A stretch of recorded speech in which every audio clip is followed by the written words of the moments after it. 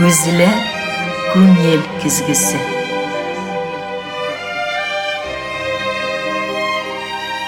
Күзле фикер йозағына сүз ашқышы. Жанлы сөйлем, ихлас аралашу, күзгә күз қарашып тапшыруында. Мин хатын кыз, әлі шундый шағым, жырлы шағым, мұңлы, бахалы, таңдай нурлы шағым, қылдай нишкә, әйтерсеңлә бәллүр ахаңы. Искиткеч гүзәл шигъри юлларның авторы кем икәнен хатын кызларыбыз күпчелеге әйе иманым камил белеп тә өлгергәнсездер. Күпчелегебез кем язган икән бу юлларны дип уйга калгандыр. Күзгә күз карашып тапшыруның чираттагы чыгарылышын тәкъдим итәбез. Мин аның авторы Зифан Агаева. Сезгә хәерле сәгатьтә дип эндәшәм. Бүген туган тел кунагы Башкортстанның атказанган мәдәният хезмәткәре, бик күп шигырьләр, җырлар авторы, прозаик, шагыйрә, драматург Халисә Мөдәрисова. Халисә әле генә яңгыраткан матур фикерләр дә юкка гына булмады. Без сине көтеп алдык. Сәлам юллыйм, дускаем. Һәм инде беренче чиратта көттермик, зарыктырмык бу шигъри юллар әлбәттә синеке. Кайсы вакытта туды ул? Ул бит менә без гүзәл затлар үзебезнең гүзәл икәнебезне бигрәк тә айрыша шул 8 март тирәли. 8 март бәйрәме тәңгәлләрендә генә белеп алганбыз. Әниләр турында безнең хакта матур шигырьләр шунда гына яңгырый. Ләкин синең менә шушы матур шигъри юлларың барлыкка килгәндән бирле һәрбер хатын-кыз күңел төшенкелеге чагында гына, бәйрәмнәрдә генә түгел, гади көннәрдә дә искә алып, үзенең ким икәнен хәтеренә төшереп китте бугай. Дөрес әйтәмме? Сәлам юллыйм сиңа. Исәнмесез, кадерле дуслар, кадерле тамашачылар, шигърият сөючеләр, әдәбият сөючеләр. Чыннан да Назифа син әйткән сүзләр дөрес. Хатын-кызның хатын-кыз икәнен бары тик хатын-кыз үзе генә аңлый. Ирләр дә аңлый билгеле, ләкин күңел төбендә иң нишкә кылларны хатын-кыз үзе генә тоя. Чыннан да бу шигырь җиңел вакытта язылмады. Аның мәгънәсе дә шулайрак. Безнең язмышта төрле чаклар була. Кояшлы чаклары да була. Айлы чаклары да була, болытлы чаклары да була. Менә шундый көннәрдә күңел яктылык теләгәндә, ниндидер җылылык теләгәндә туган шигырь ул. Анда бөтен нәрсә дә кушылган, син әйткәнчә, авыр кагылмагыз. Хатын-кыз бик нечкә бит ул. Иң мөһиме хатын-кызны хатын-кыз итә белегез. Матур итеп, яратып хатын-кыз итеп, яратып дәшегез, яратып үз итеп дәшегез хатын-кызга. Гомумән хатын-кыз киң күңелле.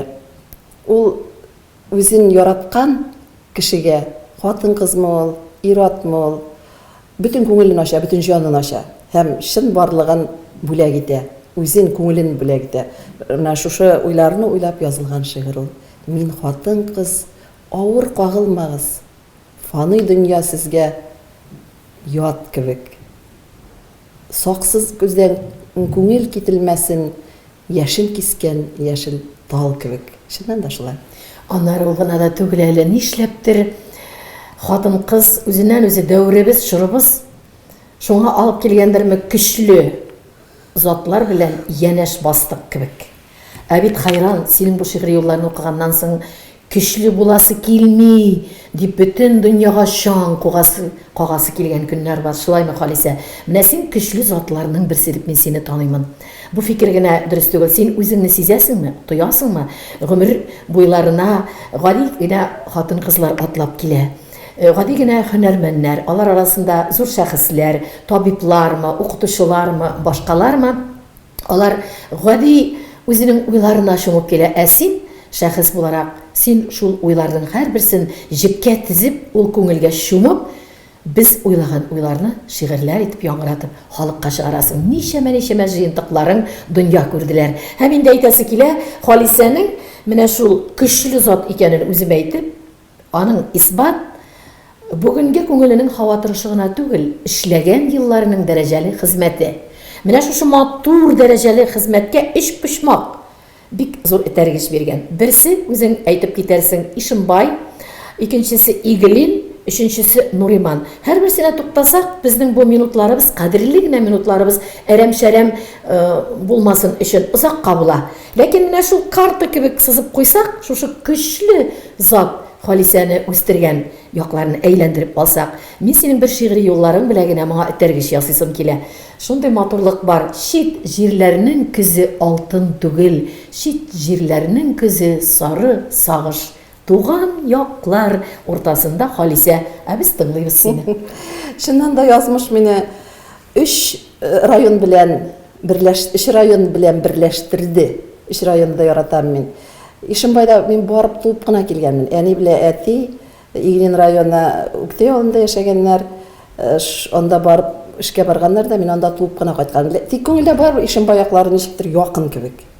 Ишембай турында ишетсәм, Ишембай шәһәре турында, тирә-яктагы авыллар турында ишетсәм, андагы шәхесләр турында ишетсәм, күңелгә рәхәт, җылы булып китә. Чөнки анда мин Ходай Тәгалә мине дөньяга китергән. Аннан инде бәләкәй чактагы елларым Үктәй авылында үтте, Игелин районында. Искитмәле матур күлләр белән, урманнар белән уратылган Үктәй дигән авылда үтте. Тик эчә торган су гына ераккарак иде. Биктимер шишмәсе дигән шишмәдән барып су ала идек, киянтәләп, чиләкләп су ташый идек. 2 көнгә бер ансы эчә торган су гына.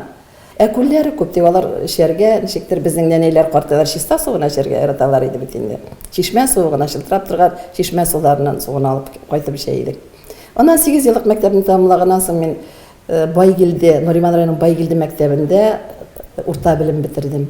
Гомумән минем тамырларым Нуриман районына ташкан. Минем 5 буын элек нәнәйләр, картатайлар Минзәлә якларыннан, хәзер Актаныш инде районына, шул яклардан күчеп, җир эзләп, шушында килеп утырганнар. Җирле халыкта, җирле башкортлар белән киңәшләшеп, сорашып, урын алып, шунда утырып, җирне төпләп, Кызылъяр дигән Красная Горка диләрендә русча, менә шушы урында төпләнеп, шушында тернәкләнгәннәр. Әле күптән түгел без шәҗәрә төзедек.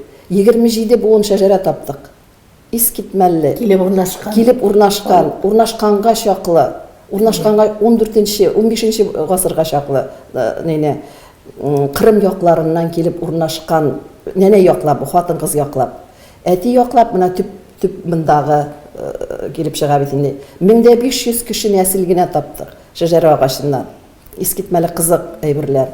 Аннан Байгилде мәктәбен тәмамладым һәм гомумән үземнең гомерем тагын бер районны, 4-нче районны да кушарга була. Ул да булса Илеш районы. Анда килен булып төштем. Анда инде минем гомеремнең иң зур, иң матур һәм иң әһәмиятле өлеше гаиләм барлыкка килү шул Илеш белән бәйләнгән. 4 район кеше дип әйтәләм үземне. Менә шул 4 районны берләштергәндә дә бер матур сүз һәр вакыт күңелеңдә әйләнгән дә шигъри юлларга күчкән ул туган як, туган җир. Без бүген айрыша кызыкларга алып барырга тырышабыз, хөрмәтле телевизор караучылар. Шигырьләр белән бизи барырбыз. Үзенең тавышы белән, моңлы тавышы белән сезгә ишеттерә, артабан китәрбез. Рәхим ит, Халисә. Туган як нинди була? Әткәйле, әнкәйле дөнья, хәстәрле, ашлы була. Иң беренче тез канаткан, кыршынлы, ташлы була. Туган як нинди була? Аксакаллы, ак әбиле, иманлы, нурлы була. Ак алъяпкычлы мәхәббәт, канатлы, кышлы була. Авыл курайлы, күперле, гармонлы очлы була. Туган як нинди була? Язмышлар да төрле була. Кырык такыллы була. Шилпәрәмә килгән бәхет, бурмалы, юллы була. Туган як нинди була? Уңган киленле яңа йорт, тукмачлы, онлы була. Табын мул куллы була. Жанда ярлы ат яткан, гайрәтле уллы була. Туган як нинди була? Җитесәм эшле була. Хәләленә туры яр һәм гаилә ишле була. Туган як нинди була? Таңнары нурлы була. Иген пишкән, пишән җиткән, яланлы, кырлы була. Туган як нинди була? Талантлы, җырлы була. Душман килсә илгә терәк, батыр һәм көчле була. Туган як нинди була? Ата-ана каберендә күзләре яшьле була. Үзәк үзеп үзенә тарткан. Туган як шушы була, тамырлар көчле була. Беренче шигырьләр ул әниең әле күптән түгел генә вакыйлыкка күчкән урыннары җәннәттә булсын, Саҗидә апаның. Инде исемнәре шул кадәрле матур Биби Суфия нәнәңнең тарафыннан Тукай, Такташ шигырьләрен алар авазында ятлап укыганнар, ишетеп үскәнгә син шигъри күңелле булып үскәнсең. Беренче шигырьләрем пионер элекке вакытларда шулай бит инде төрле гәзит, журналлар, район гәзитләрендә басылып киткән. Ничек хәтерлисең шул вакытларны? Ой, матур чаклар. Без инде бәхетле халык, бәхетле балалар булдык. Нәни белә картатай белә үстек. Нәни дә картатай да бик динле кешеләр иде. Гомер буе ул вакытта әле тыялар иде. Ураза тоттырырга да тотымда яшереп кенә корбан чалулар, гаит бәйрәмнәрен яшереп үткәрәләр. Мин аларның барысын да хәтерлим. Менә шул вакытта нәнәй безгә кичләр буена саксык бәйтләрен укып, әкиятләр сөйләп җылата иде. Бик инде сиздерәсе килмәй йомшак икәне безне. Нәнәй безгә саксык бәйтен укый бит инде. Мәдрәсәләрдә пыяла ишек, сак белән сукның тавышын ишет дип, менә шунда күңелгә уйытқы салды. Шигъри уйытқы беренчедән һәм әхлаки уйытқы. Туганны якын күрергә тиеш. Ул саксык бәйтләр, Юсуф Зөләйха кыссаларын укый иде. Радиодан бирәләр, шигырьләр бирәләр бит инде матур. Аннан соң сәхнә әсәрләрен укыйлар. Без шуларны укып үстек. Шигырь язасы килә. Шуннан ниядер менә гел радиодан матур җырлар ишетгәнме? Урал тау һәм Курай турында шигырь язам бит инде. Урал тау турында шигырь яздым, Башкортстан пионер газетына җибәрдем. 2 подпись белән хат килеп төште. Мин шатланам инде, матур хат инде, кызыл ниләр белән, үзләренең атрибутикалары белән. Менә әйтәм, менә нинди ачып карасам, Әниф Биккылов абый белән Сафан Алибаев язып җибәргәннәр. Хәлисә сеңлем шигырьләрендә yüzüm бар, мен аңлыйм нәрсә икән, yüzüm нәмә икән. Yüzüm бар, ләкин әле аларны эшләргә кирәк, күбрәк шигырь укырга кирәк, шигырь китаплары укы, язышып тор. Мин шуны шатландым инде, йөгереп анда класска бардым, укыттым, 6нчы класста укый идем. Менә мен инде хат килде дип, менә шулай итеп шигырьләр яза башладым. Аннан инде 9нчы класста иң беренче шын мәгънәсендә шигъри уйытқы салган Брест крепости каһарманы Исмәгыйль Ришат Салихович мәктәп директоры иде. Ул бик еш әдәби кешеләр үткәрә иде. Әдәби кешеләргә язучыларны чакыра иде. Ана шунда шын мәгънәсендә беренче язучыларны күрдек. Алар белән аралаштык, алардан беренче фатихаларны алдык. Һәм шуннан инде шын мәгънәсендә шигырь яза башладык. Аннан инде университет. Инде университетны инде былай гына әйтеп узып кына китәсе килми, Акчарлаклар түгәрәге ул бик ул вакытта танылган түгәрәкләрнең берсе булып санала иде. Без яшь чак укып йөргән чаклар, сез университетта чаклар, минем музыка педагогия училищесында укыган чаклар, безгә яшьләр ике төрле мәгънәне юнәлешне әйтә торганнар иде. Яшьләр йөри торган яшьләр. Менә БДУда бар Акчарлаклар түгәрәге, кемнәр шигырьләр яза, ярата, барып укыганнарын, тыңларга язганнарын тәкъдим итәргә дә хәтта икенчесе теге бик ул вакытта билгеле Питашок бит инде Салават Юлаев янындагы шул ике менә укыган вакытта яшьлекнең дөрләп торган ике пишмагын хәтерлим. Менә шул бер пишмагында шушы Акчарлаклар түгәрәге дигән җирдә Халисә син хәтта аның җитәкчесе булып бәхетенә ирешкәнсең. Ничек булды бу? Ничек сине тәгаенләп шул шигырьләреңә ниндидер бәя бирелгән булып чыга бит ул вакытта зуррак шагыйрьләр, әдипләр ягыннан дип әйтәсең килә. Инде ул вакытта безнең кафедрада бик талантлы кешеләр, укытучылар эшләйдер. Бик талантлы, бик белемле, шигъри тәмне туя торган. Ул әле дә шулай, билгеле әле дә шулай. Ул вакытта кафедрада зуррак иде. Аннан соң группаларда зуррак иде. Беренче группа 25-шәр, хәтта теге студент булып керә алмаса, тыңлаучы булып керүчеләр дә бар иде бит инде. Һәм группага киләләр иде гел каләм тибрәткән шигъриятны, әдәбиятны сөйгән кешеләр. Әле менә теге атнада гына Башкорт дәүләт университетында кичә булды. Туган як шигърияты дигән студент темага. Анда инде бик матур шигырьләр укыдылар, яшьләр укыдылар, студентлар, укучылар укыды. Шунда сөйләшеп тә тордык инде кафедра җитәкчесе Алмаз абый белән.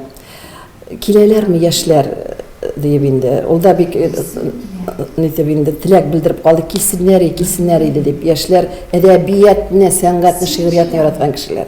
Ул вакытта группага 20 кеше алсалар, 22 кеше алсалар, аның 8-е һичшиксез шагыйрь. Менә шунда инде бик зур шагыйрьләр белән укыдык без. Госман Сада, хәзер мәрхүм инде, Ринат Хайри, кызган чагы шунда китте. Алар миннән олырак, берничә курс алдыра укыдылар. Аннан соң бик талантлы шагыйрә Мәдинә Даутова иде. Аннан параллель Ремзил Валиев, әле Казанда. Һәм шунда инде мин билгеле учаткысы кебек кыз идем. Шигырьләр күп яза идем. Шигырьләр белән чыгыш ясаганда минем шигырьләрем ошаган телендә укучыларга, Әхәт Абый Нигъмәтуллинның тәкъдиме буенча мине Акчарлаклар әдәби түгәрәнең җитәкчесе дип куйдылар. Шуннан инде Казан дәүләт университетының студентлары белән, монда башкорт группасының студентлары без гөр килеп шигъри бәйрәмнәр үткәрә торган идек. Менә шуннан инде куерып китеп, тормышта күпме генә җыентыкларын дөнья күрмәгән, күпме генә юнәлештә язмагансың, темалар үзгәреп торган, шулай бит. Әмма ләкин шушы яшьлек елларыннан бер китмичә ут булганбыз дигән сүзе бигрәк тә җанга хуш булып китте. Ут чаткысы кебек чакларың, ул беренче хисләр дөрләгәндә чаклар бит инде. Бүгенгесе көнгә кадәрлек караган елларыңның төрле тәңгәлләрендә язылган шигырьләрең мәхәббәттә тукталыш. Анда синең нинди генә шигырьләрне мин эфирда укымый торган идем. Син электән язган шигырьләрне якын итеп, шуннан еллар үткәч икенче төрле хисләрдә укыйсың. Ул шигырьләрне икенче төрле итеп эшләп, үзеңнең икенче халәтең белән чагыштырып, башка төрле килеп бәрелә ул шигырьнең хисләре сиңа. Менә шундый кичерешләрдә була торган идем. Шул ут чаткысы булган елларыңнан синдә үзгәрешләр булгандыр. Беренче тәүге сөю хисләреңне һәм аңа багышлаган шигырьләреңне хәтерлисеңме? Кем иде ул? Шул матур егеткәй. Шул хакта да искә алып китик әле Халисә. Ул яшьлек вакытында искитмәле бит инде. Анда күңел дөньяга, мәхәббәткә, матурлыкка ачык. Дөнья синеке кебек, бөтен дөньяны кошарлык, бөтен нәрсә Сиңа гашык булган берәр җан сине яздырттырдымы шигырьләр? Әгәр әллә инде үзеңнең ул вакытта кемгәдер гашык булуларың синдә менә шулай дулкын шигырьләр.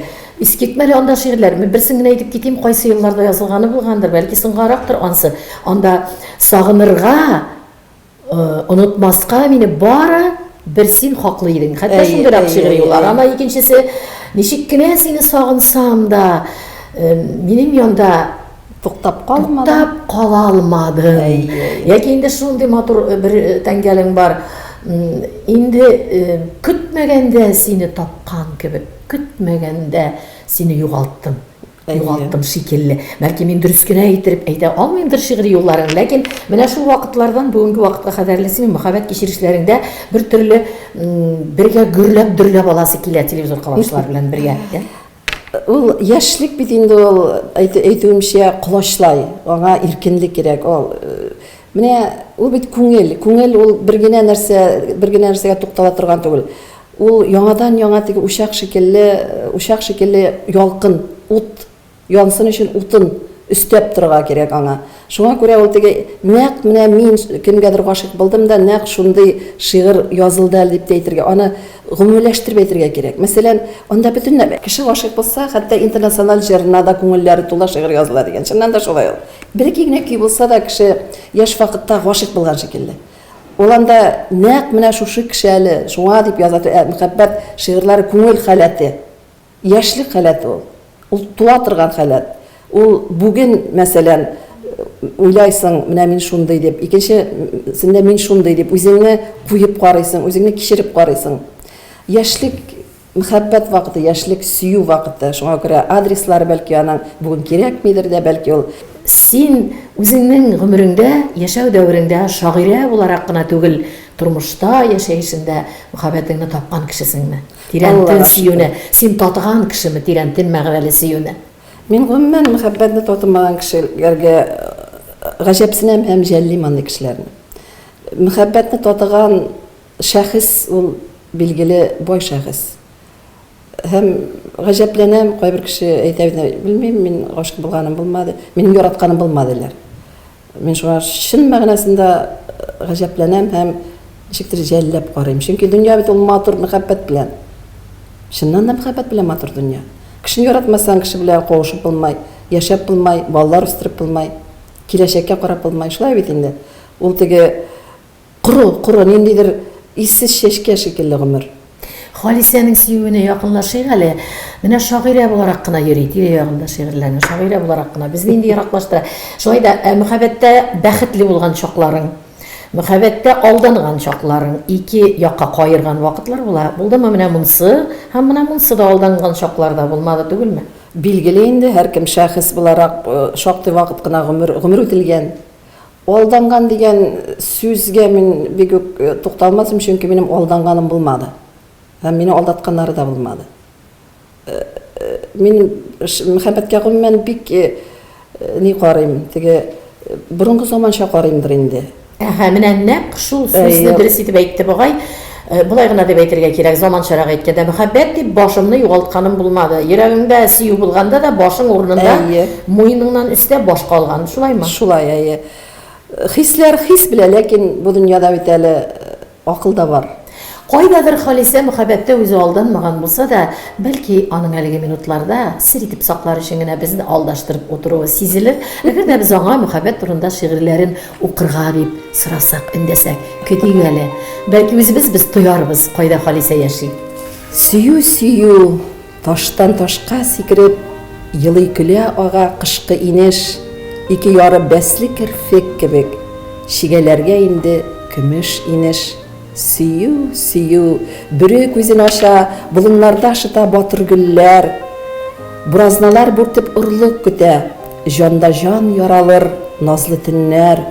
Сөю, күкләр құлаш жая, бітірілі баға ақ бұлытлар, инқар итеп жерді, бар үлемне, гүлләр шешек атқан бұ минутлар. Сөю, күзгі мағрур урман, ағачларда төсле ут қабыза, тулып пішкен алма шарт ярылып, игелекле жергә суд тамыза. Сөю, һәр мизгелең үзгә, кыя кебек ныклы, я күбек син.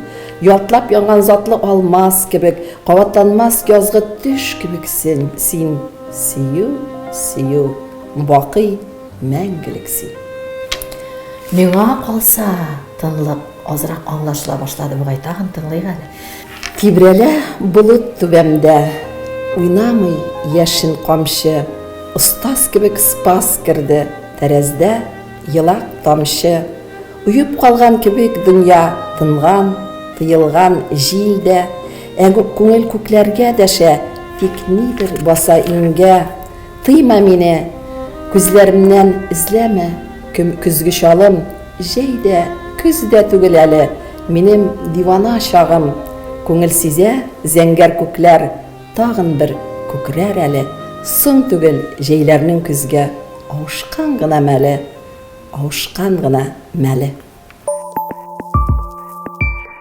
Халисә, син шигырьләрдән тыш бит әле бик матур спектакльләргә җан өргән кеше. Инде хайран тамаша булып, бәхет хакы дигән спектакльләр безнең Академия драма театрында, Башкорт Академия драма театрында барды, мин үзем дә барып карадым.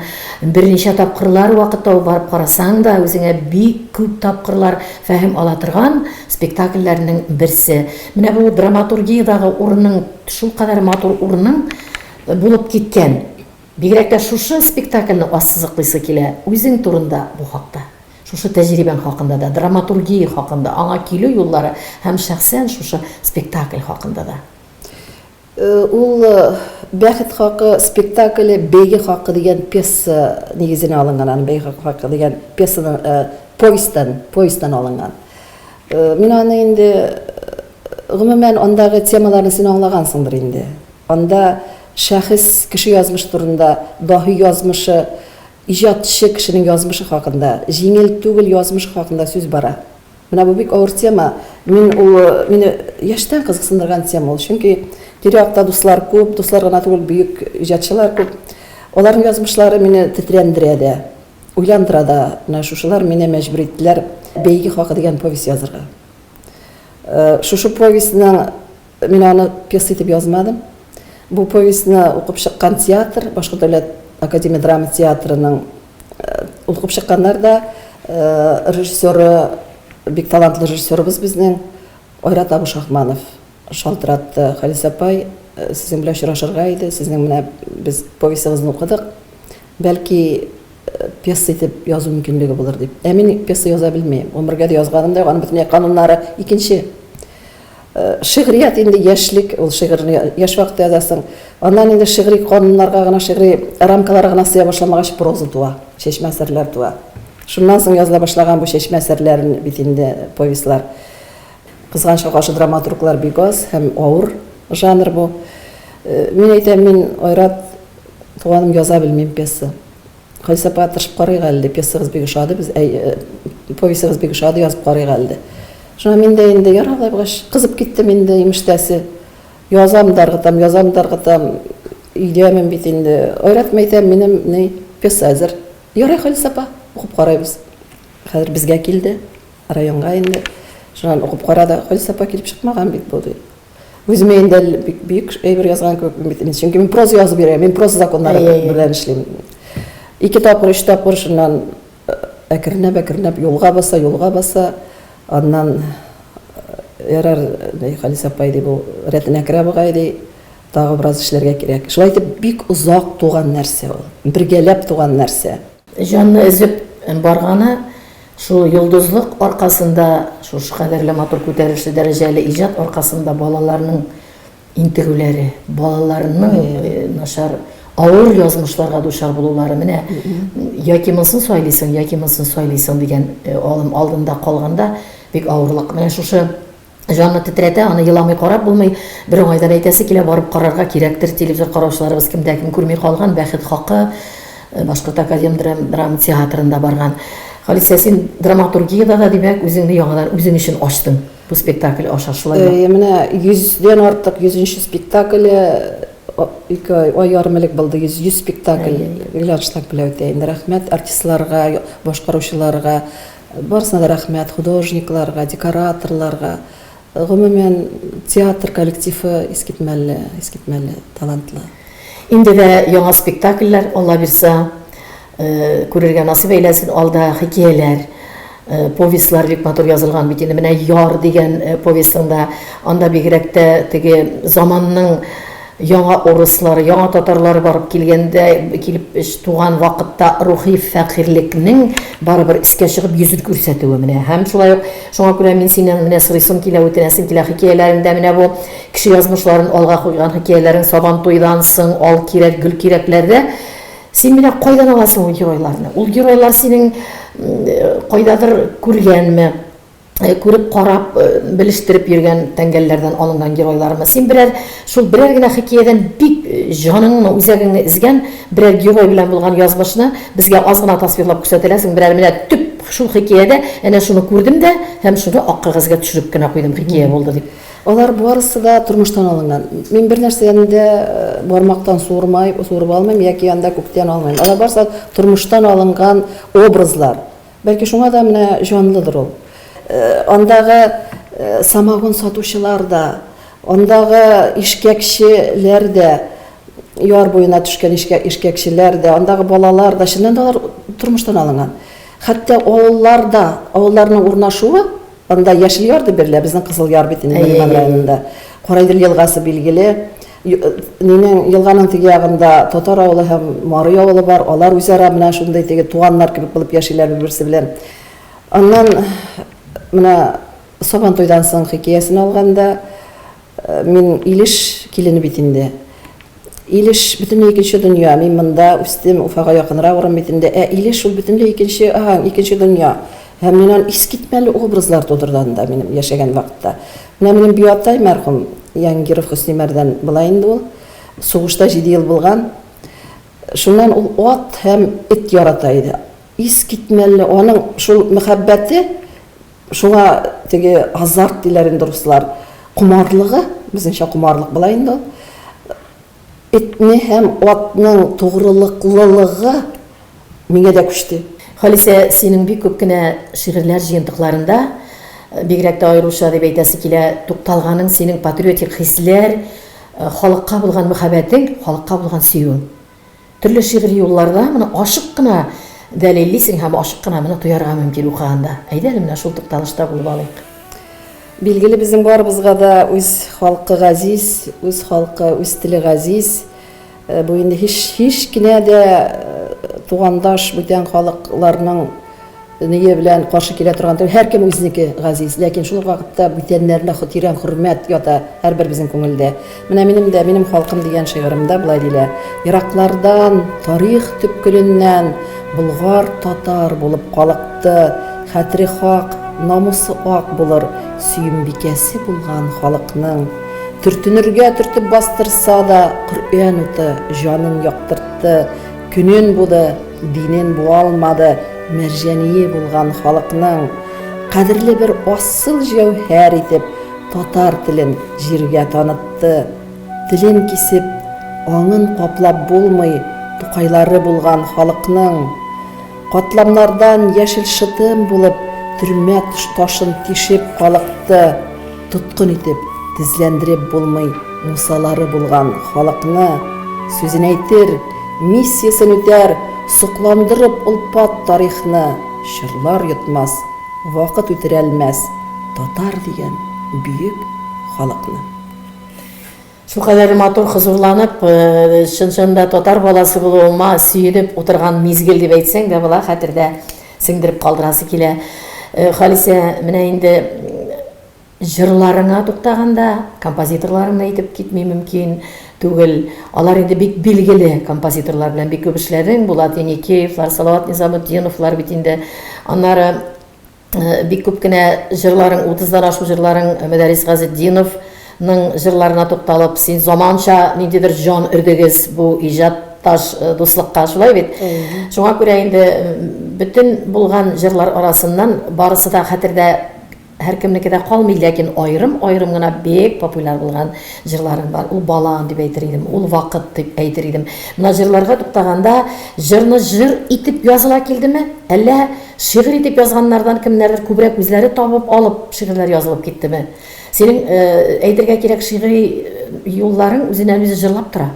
Шуңа да бәлки ниндидер чакта җыентыкларың кемдер кулына эләгеп, менә бу үзеннән үзе җыр булып тора бит диелгәннәр. Бәлки инде син махсус, хәзер инде рус телендә әйтсәк, заказга махсус кем өчендер язылганнар да булгандыр. Ой, махсус язулар авыр инде уларны Зифа, ләкин менә балан җырына килгәндә мин аны композитор кем икән шактый гына белмәй йөрдем. Ул Пермь композиторы Сөйбән Шуганаев булып чыкты. Аны халык көй дип тә җырладылар.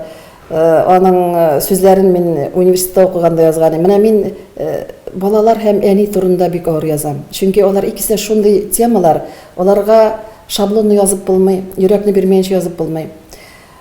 Балан темасы шигырем менә булай туды. Университетта укыган вакытта яңа ел алдыннан иптәш кызлар, Стәрлебаш кызлары бүлмәләренә юл ширшә куйганнар, шул ширшәдә балан тәлгәш асылынып тора. Җипкә тезелгән, тәлгәш түгел, җипкә тезелгән. Сәйлән шикелле. Шуннан кинәт кенә баланнар өзәләр бит, җипләргә тезәләр бит. Аңа тукталганда инде минем әнинең язмышы, мин әни турында балан дигән бер сер тарихы, бер җыр тарихы дигән Сөембикә материал сораган балан турында. Мин язып җибәрдем аны. 16 елның октябрь аенда чыкты ул. Шунда әнинең язмышын яздым. Әнинең язмышын күрдем. Безнең гомумән гаилә бик кызыклы менә язгына шиккәндә. Әни белән мин энекәшем белән бер туган берәү икәүбез генә кызганча каршы әти безне миңа 4 яшь вакытында калдырып киткән. Әни миңа 10 яшь вакытында күрше авылга мең җитәр дигән башкорт авылына 4 баласы ятим итеп үлеп киткән абыйга, абзыйга, үгәй әтигә минем үземнең әти кебек күрдем мин аны, кияүгә чыкты. Шуңа уртак бер бала туды. Без җидәү. Мин аны бер туган дип йөртәбез бер-беребезне. Бер-беребезгә айтып торабыз инде. Бик акыллыбыз. Акыллы инде абый менә иң олысы безнең Рамил абый, аннан Хәдичә, аннан мин, аннан Мәрүә сеңнекәш, аннан Халид, аннан Рәүф, аннан Марат. Җидәүбез. Менә шунда әнинең язмышы. Менә шушы 7 бала, 3 төрле бала. Өчесе 3 төрле. Аларга бит күңел кирәк. Аларны ничектер тәрбияләргә кирәк. Аларга бер төрле бүләргә кирәк. Менә шуннан баланнар эзәләр бит, җипләргә тезәләр бит. Авыр чаклар бик күп була. Үзәкне эзәләр бит, барыбер түзәләр бит. Түшәдәгән бит әни. Бик күп җыр туды Бәхет хакы спектакльне, уннан артык җырны без аны бер атнада яздык. Махсус язылды. Махсус язылды. Мөдәррис Газетдинов белән.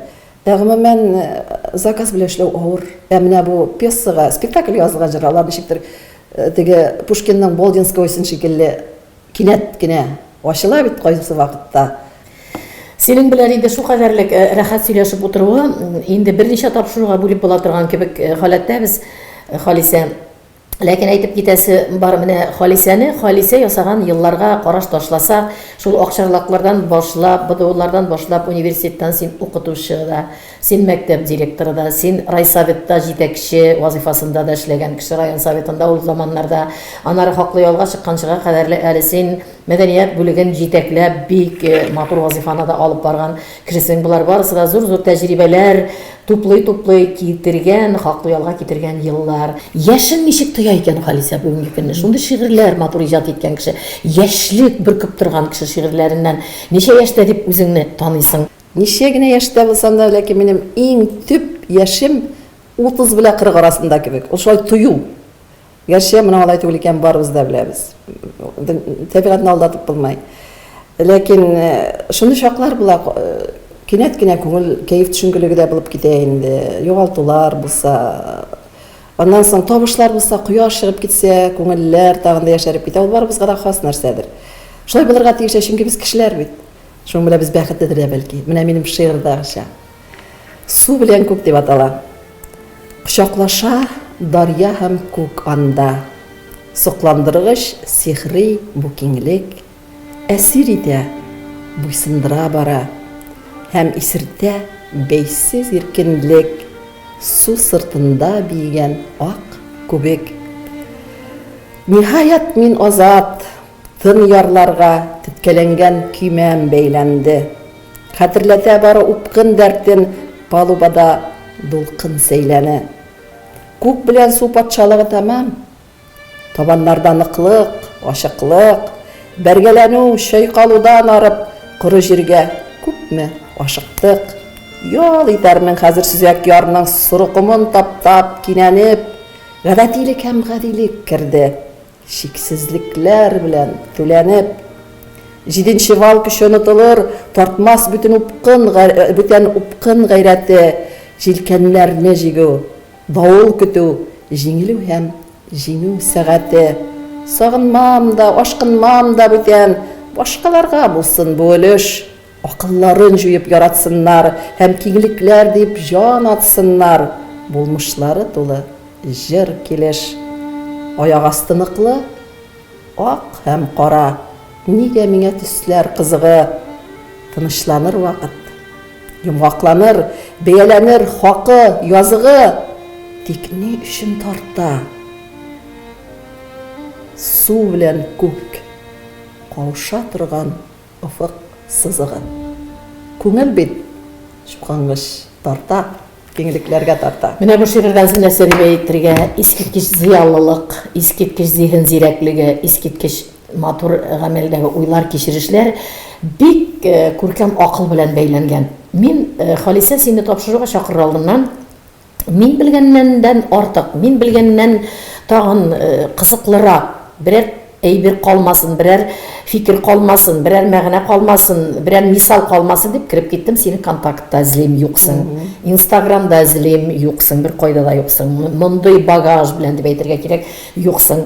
Шигырьләреңдә барсың, әнә тагын укыдың, аягымда ныклы торам, башын югалтсыннар, әнә тегеләр, булар, зифалар әйдә югалтсыннар дип әйтсен әйдә, мин разый, чөнкиләр дә булай дип әйтәсем килә. Менә мин үзем барысында аңлыйм бу шигырьдәге матурлыкны, мәгънәне, акылны, зиһенне. Барысында, ләкин мин әзрәк яшьләрчәрәк булып китеп, чаккына миндә иләс-миләсләнеп китүләр дә бар. Чаккына миндә теге үземә бер пиар эшләп утырыйм әле дип әйтмим, ләкин мин менә синең белән чагыштырмача караганда бер карасаң, син нәкъ минеке, ярты ягым кебексең. Чордашым, замандашым буларак, иҗатчы буларак, хатын-кыз буларак. Икенче яктан син бик нык миңа караганда акыл белән дәрәҗәгә биегрәк дип булып китәсең. Халисәкәем. Акыл бул белән шулай яшәү, бик акыллы булу арытмыймы сине тормышта? Ул акыллы булып булса, гел генә шулай булып булмый шул. Булмый шул акыллы гына булып. Ул теге Һәркемнең Ярый әле үзенең шу кадәрле акыл икәнен белми яши икән бу кеше. ярый әле менә син шул сүзләрне әйттең дә үзем дә аптырап калдым. Акыллы микән ди мин. Ир әйтә, ой, һай, бер бөртек тә акылым юк бит синең башыңда дип җип бара кайсы вакытта. Сайран авыл хуҗалыгы хезмәткәре. Гармуннарда өздереп уйнаган дәртле шәп егетләрнең берсе бит инде бергә тормыш корган егет аңлыймы шигырьләрне. Юк, аңламый. Һәм Аллага шөкер аңламый. Не бош катырга шигырь белән. Ул баянда уйный, ул әйбәт матур итеп бии, ул сабан туй батыры. Яшь вакытта без ел сайын сабан туйда тәккә аладыр. Спортсмен. Безнең ихатада 10 баш кырыйс кына бар. Ул хуҗалык, оннан башка яшәй алмый. Мин дә шуңа күнгәнмен. Миңә дә ничектер ихатада мал булу. Шуңа күрә Халисә һаман әле Уфада яшәми. Юк, мин Шулай бит. Яратмыйм шәһәрне. Ай, Алла, безне бит Уфа телевизор караучылар арасында уфалылар күп карый Халисә. Карагыз, рәхәтләнеп яшәгез. Мин монда 2 көнгә киләм дә, балаларым да кунак булып рәхәтләнеп алар белән, оныкларым белән аралашам да, кайтасы килә дип, кайтып китәм аннан соң үземнең Һәм шу дөньяма. кеше шигъри күңелле түгел икәнгә никтер шанасы килми бит. Юк, аның күңеле шигъри күңеле, ләкин ул үзе ничектер миңа теге ширлерәк, авыррак, кешегә теге өстән аска карап мискин шигырь язып маташа дип, ниндирәк җитмәгәнрәк дип шундыйрак. Ул тормышта нык аягында басып тора торган кеше. Бәлки ирке шулай булырга кирәктер. Мин Син горурланам. бүтән катлам кешесе кебек итеп бу Әйе. якка киткәндә шулай дип уйлыйм. Әйе, бу әзрәк кенә ышкынган дип белә инде. Менә Гомер шул шулай дип шигырьстер. җәлләбрәк, балага караган кебегрәк. Яра инде, булышсын инде, булышсын дип. Миңа шулай уңайлырак. Ләкин шунысы бар. Ул бер кашанда мине шик белән, көнләшү белән һәм хатларымны укып яки шундый ниндидер ни белән кимсетмәде. Үз гомеремә дә ул миңа шәхес итеп карады. Күңеленнән генә бәлки минем шигырь язуларыма ярайдыр да, ләкин ул ничектер чын мәгънәсендә брутальный диләр урыслар бит. Чын мәгънәсендә шундый кеше. Һәм миңа ул ошый. Мин серен әйтәм, ул белгертмәй генә, сиздермәй генә. Бәлки Барыбер шулай. ул сине шул шигъри җанлы булганың өчен яраткан. Бәлки шулай бер дә. Чөнки аның турында күпләр кычкырып әйтми генә, шулай матур Ирләр. гомер итә белә. Ирләр шулай. Шундай ирләрнең берсе Сайран тыңлап торсын әле безне. Әйе. Мактаганыбызны әйме. Аннары синең шундый шигъри юлларың бар. Күпкә түгел, тик бер көнгә мин дусларсыз калдым. Күпкә түгел, тик бер көнгә мин дошмансыз калдым. Ахырын мин сөйләп тормыйм, комментарийлар биреп үзеннән ишетик әле бу нәрсә дип әйткәнне аңлата икән. Ходай Тәгалә миңа бик зур шундый бәхет бирде. Минем дусларым бай булды, күңел белә бай булдылар. Минем дусларым яшьлек менә студент елларында Наҗрага Нәҗми, минем укытучым да ул, минем устазым да Хәтта иде. аның синең турында Халисәнең фикерләрен ирекле һәм ихлас дип язып куйган тәңгәле дә бик бөек дәрәҗә дигән сүз. Әйе, ул минем иҗатым турында язды. Минем иҗатымны бик яратты. Без үлгәнчә аның белән хат алыштык. Әле яңа гына мин аның хатларын барлап тордым. Миндә 33 хаты сакланганнары гына әле. Гомумән Наҗар агай миндә искитмәле җылы тәэсирләр, атам шикелле, улар вакыт мине курчалады. Авыр вакытларда һәрвакыт ярдәм итәргә тырышты. Киңәше белән дә гаиләбезне дә, минем иптәшемне дә бик хөрмәт итә иде ул. Дилапа Булгакова белән менә искитмәле шагыйрә бит, искитмәле кеше, шәхес. Монда Башкортстанда Гөлфия апа Юнусова белән без дус булдык гомеребез буена. Татарстанда Рәдиф абый Гаташ, әле дә без аның белән хатлашып, сөйләшеп торабыз. Роберт Миңнуллин, үзебезнең якташлар бит инде алар моннан. Илмира Шәрифуллина, Юсия Ихсанова, күпләр.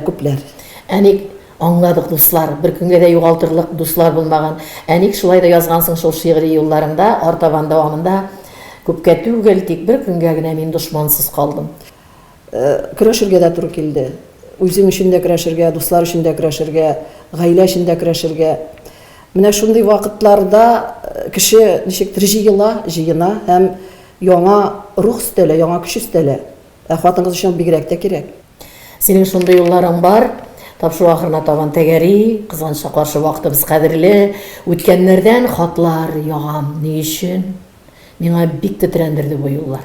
Мин хәтле кешенең күңелендә күбрәк байлык ята, ул үзеннән үзе сизелә. Үзеннән үзе ул нур кебек балкып чыга кешедә. Шәррән яра кычкыруны мин гомумән аны өнә битермим. Тагын бер шигырең бар. язылмаган шигырь турында дигән. Әйе. Язасы шигырьләре әле күп булыр дип ышанабыз. Һәм инде шушы матур шигырьгә тукталыйк әле. Ни өчен ул әле языласы шигырьләр алда торасын белгән өстенә. Һаман синең язылмый калган ниндидер бер шигырең бар дигән гамәлдә күңелдә тырнап торганы бармы? Ник шундый шигырь туды икән? Минем өчен бу бик кызыклы гына булды бу шигырьгә тукталу. Язучы өчен, шагыйрь өчен иң әһәмиятлесе шулдыр бәлки, языла алмый калган шигырьнең киләчәккә туу өмете. Турдан-тур гына бит инде бер нәрсәне дә турдан-тур аңлатып булмый. Шигырь ул серле булырга тиеш. Аның ниндидер сер ятмаса, ул декламация була. Декламация лозунгка әйләнә. Андый нәрсәләр халыкны кызыксындырмый. Иҗатына битараф булмаган җаннарга, үзен якын күргәннәргә, гомумән яшьлектәге дусларыбызны бәлки карар, телевизор стажлары белән бергә булган чакларны, студент елларын кемдер күңелдә барлар, халисәле чакларын искә төшерер сөйгән ярлар, зәңгәр экраннар аша сине бүген күреп әйтеп калдырыр теләкләрен аларга. Рәхмәт, хөрмәтле дуслар, хөрмәтле шигырь сөючеләр, хөрмәтле мине белгән, бар булган минем укучыларым. Мин сезгә бигрәк тә үземнең зур рәхмәтләремне белдерәм, ихтирамымны белдерәм. Менә әле минем китапларым берсе дә сатуда юк. Чөнки шактый гына вакыт үтте, китапларның чыгуына да 2нче елга менә чыгарга тиеш, инде быел чыгарга тиеш, ләкин кызганча каршаны 2нче елга сәбәпләр аркасында 2нче елга күчерделәр. Шигырь дип өмет итик. Әгәр дә минем укучыларым табылса, шушы минем шигырьләремне, китапларымны, проза әсәрләрен алып укысагыз, китапларым кибетләрдә тузанланып ятмаса, моңа чаклы әле Аллага шөкер ятканы булмады, бик тиз таралып бетә иде. Спектакльләргә барсагыз, карасагыз, алардан үзегезгә ниндидер шифа алсагыз, фәһем алсагыз, мин бик бәхетле булыр идем. Һәм соңгы шигырем итеп мин сезгә шундый бер шигыремне укып ишеттерәсем килә, сезгә бәхет теләп, рәхмәт әйтеп, менә шушы шигырем аша сезгә үземнең бөтен җылы теләкләремне белдерәсем килә. Рәхмәт сиңа җырым. Язмышларның зәһәр давылында канатымны күпме канаттым. Хәлем бетеп, үшүп егылганда син күтәрдең. Җырым, канатым, рәхмәт сиңа. Җырым, канатым. Нахак сүздән җаным көйгән чакта күңелемдә өмет тараттың.